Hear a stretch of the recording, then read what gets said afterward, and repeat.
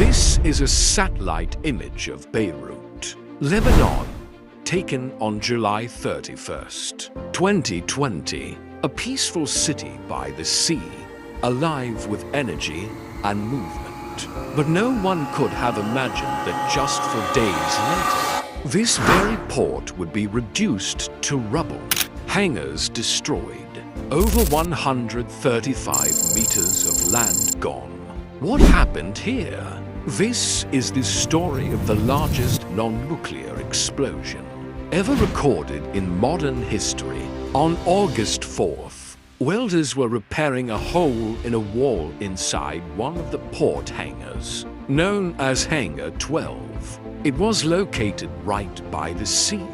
During the repair, a spark ignited a fire. Firefighters arrived quickly, but something felt wrong. They heard strange sounds coming from inside the burning hangar. Just 12 minutes after the fire started, a massive explosion ripped through the area. It had the force of 1,500 tons of TNT.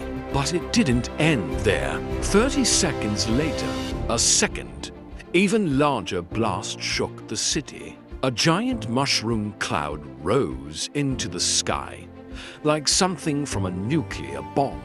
The shockwave traveled faster than the speed of sound. A white cloud formed above the port, caused by vaporized ammonium nitrate in the air. The impact was devastating. Glass shattered up to 8 kilometers away, 200 kilometers across the sea.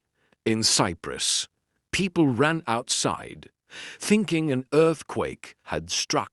In fact, the blast was so powerful that it registered as a magnitude 3.3 quake on U.S. geological sensors. Experts said the explosion had the energy of 1.5 million kilograms of TNT, nearly 10% of the Hiroshima bomb. All nearby hangars were destroyed. A 390-meter-long cruise ship, the Orient Queen, was thrown into the air and crashed back into the sea. The explosion even disturbed the Earth's upper atmosphere, causing problems with GPS and radio signals. Electricity across Beirut went out. It felt like the end of the world. More than 200 people were killed.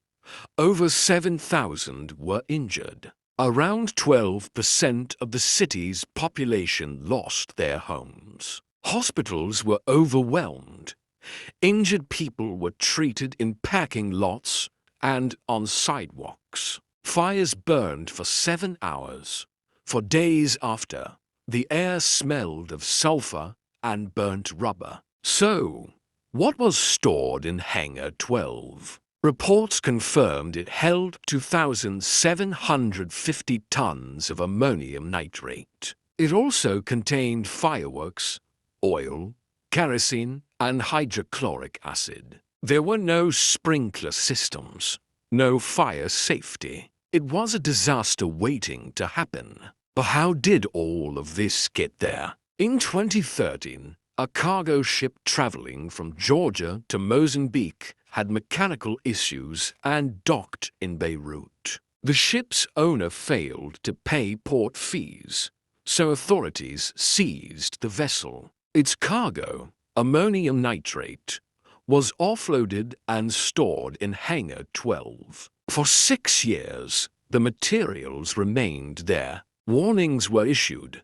Safety reports were written. But no serious action was taken. Today, at the site of the explosion, stands a statue, 8 feet tall, made from the remains of the wreckage. A symbol of loss, a symbol of resilience, and a reminder of how neglect ... can turn deadly.